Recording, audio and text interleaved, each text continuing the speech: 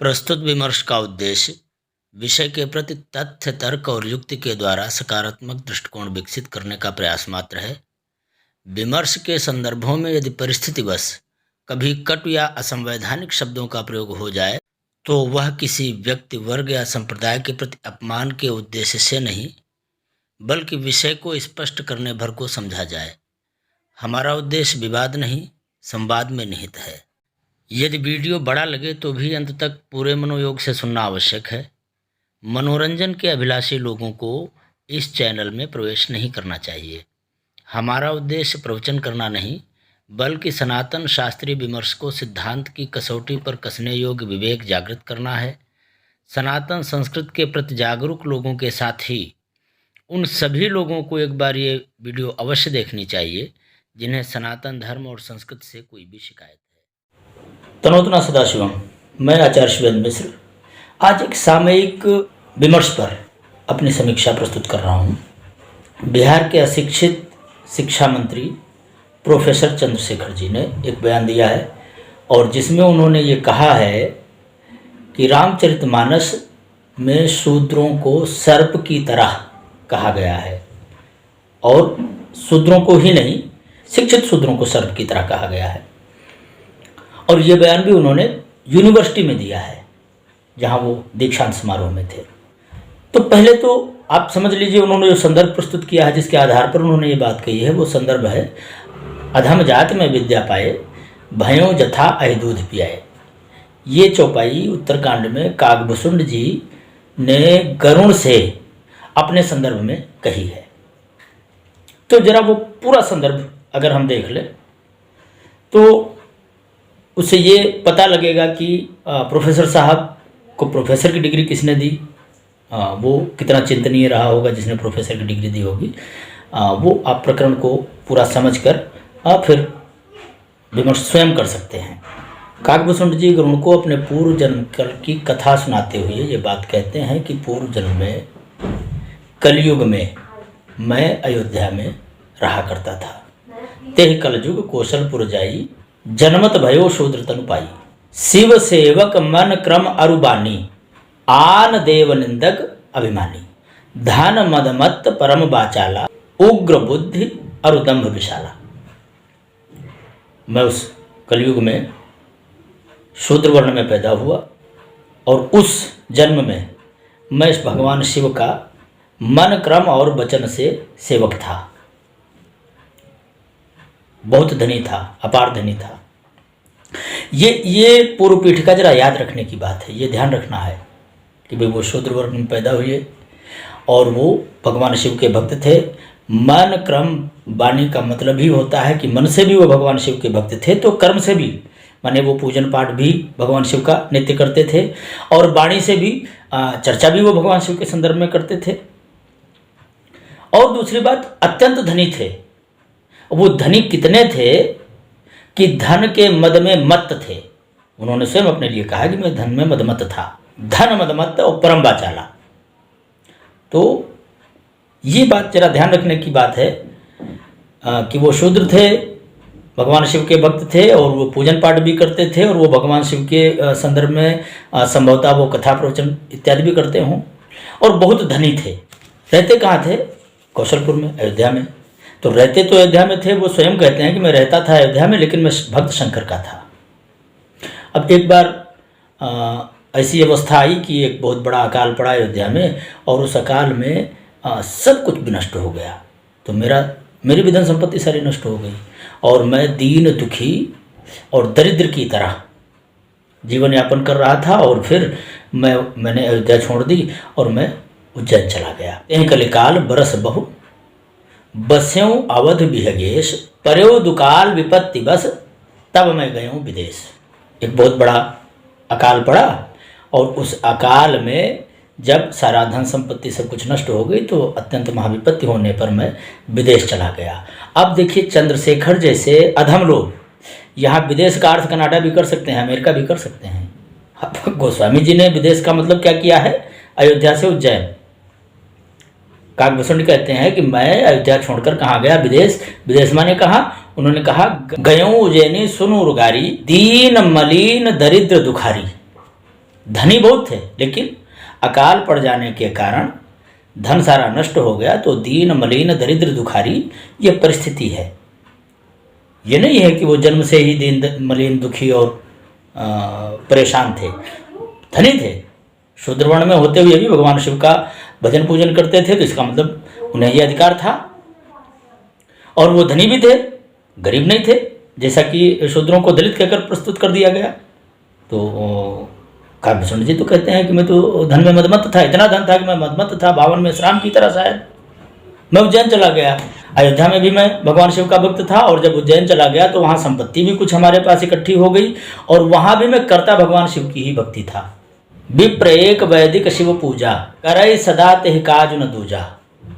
मतलब कि ये भगवान शिव की सेवकाई करते थे। सेवकाई करने का मतलब नित्य पूजन पाठ ही होता है। सेवकाई का मतलब भगवान शिव के मंत्र का जाप नहीं होता। इसका मतलब किसी शंकर जी के मंदिर में सेवा करते थे।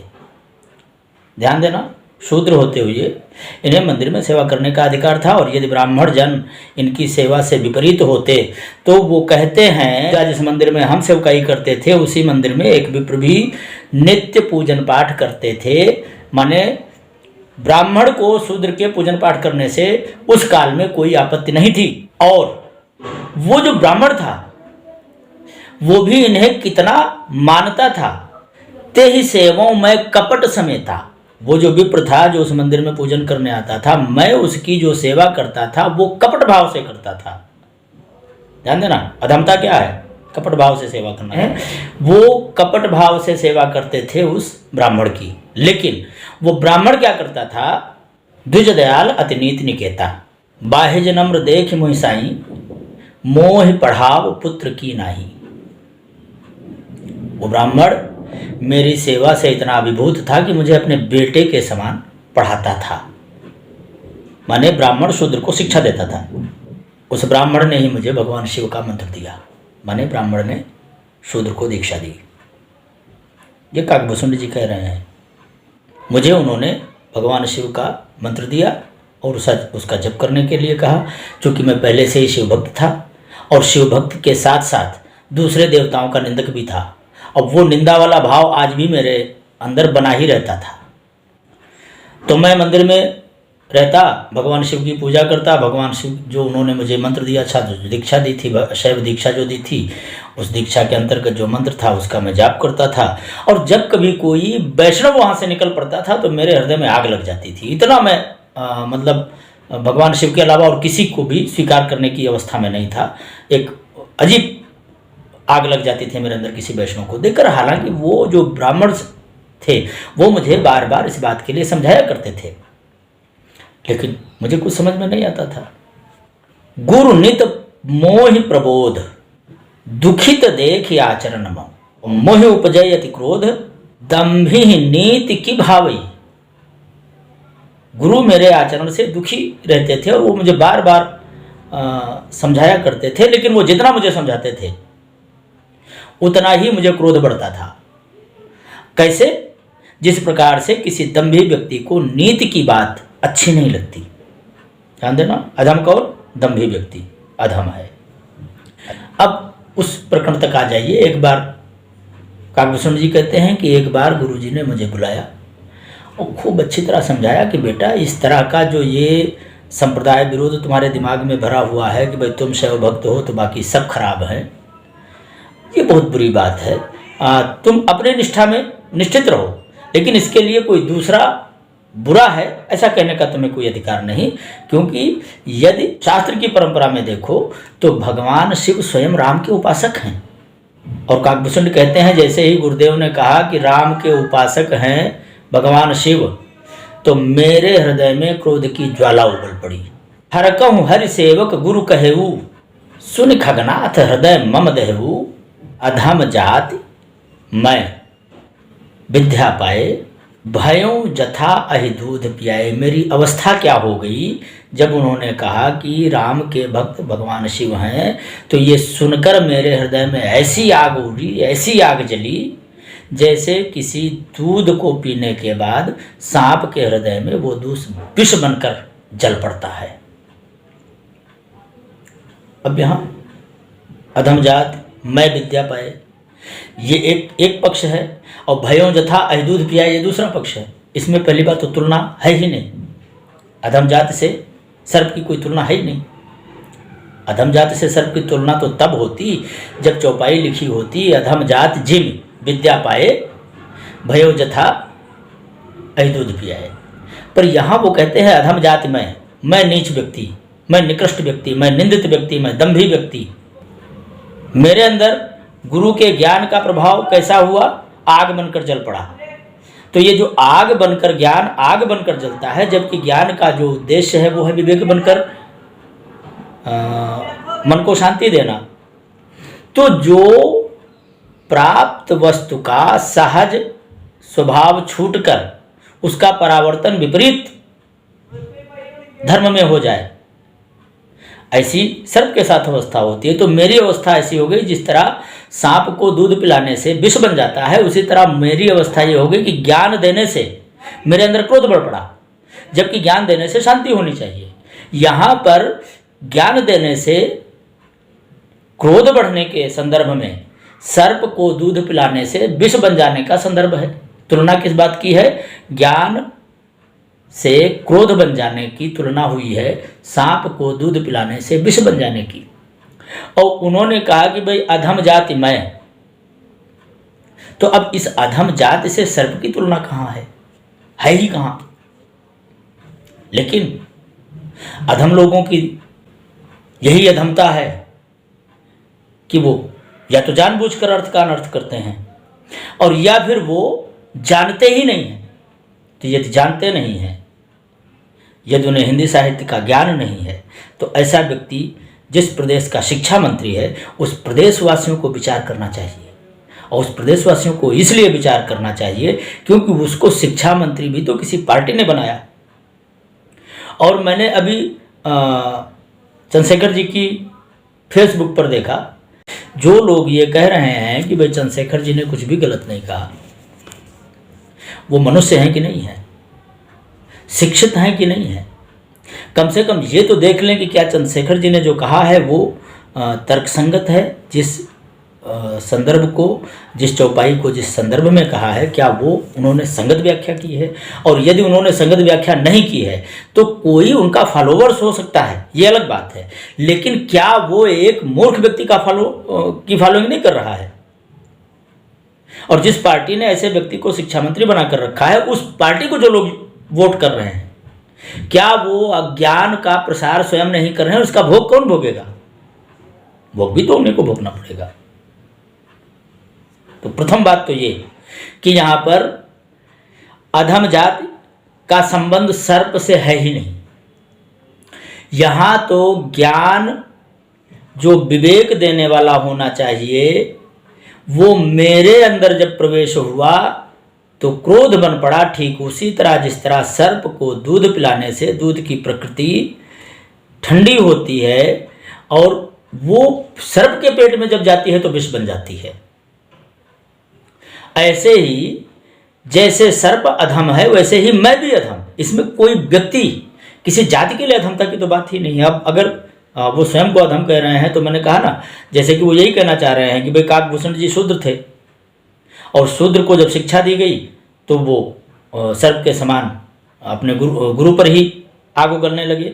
हाँ, ये ठीक है, पर उस शूद्र की तो बात करो ना। वो शूद्र थे जिन्हें भगवान शिव की भक्ति करने का पूरा अधिकार था, जो भगवान शिव के मंदिर में पूजन करते थे, जो भगवान शिव के संबंध में कथा प्रवचन भी करते होंगे, और जो अत्यंत धनी थे, इतने धनी कि वो धन से मत्त हो गए थे। तो पहले तो ये निर्धारित कर लो कि क्या भारतीय संस्कृति में शूद्रों को दलित बनाकर रखा गया है, शोषित बनाकर रखा गया है। कम से कम काकभूषण ने जो अपने बारे में शूद्रत्व का वर्णन किया है, वो एक दंभी शूद्र का चित्रण है। बामन में श्राम की तरह, चंद्रशेखर यादव की तरह, मायावती की तरह, वो दलित नहीं है।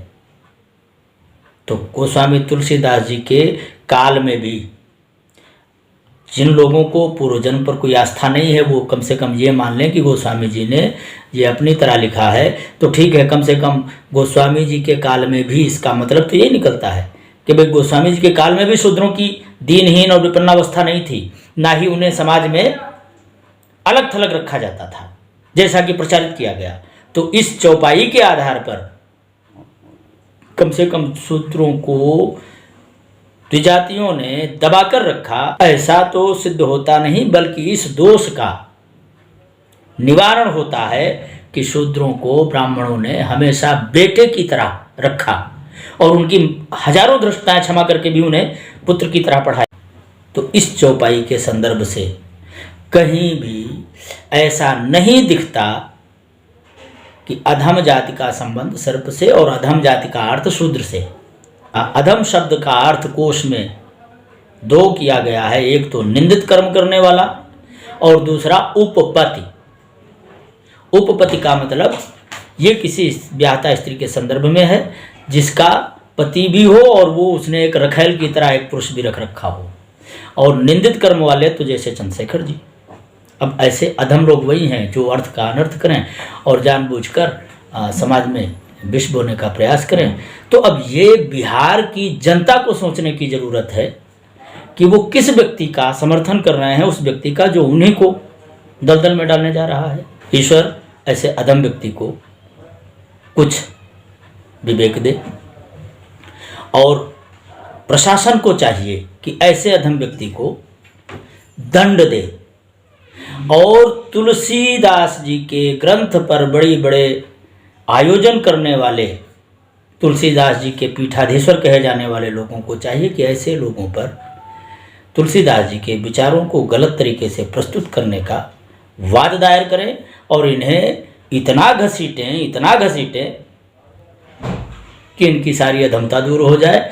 अधम बिना दंड के मार्ग पर नहीं आता और उसका प्रमाण स्वयं काकभुसुंड जी हैं कि जब दंड मिला तो अंततः उनकी अधमता समाप्त हो गई, शरीर अधम हो गया, कव्वे का हो गया, लेकिन फिर विवेक जागृत हो गया। तो विवेक जागरण के लिए दंड आवश्यक है और इस दंड विधान का जब तक आश्रय नहीं लिया जाएगा तब तक ऐसे अधमों से समाज की रक्षा नहीं हो सकेगी।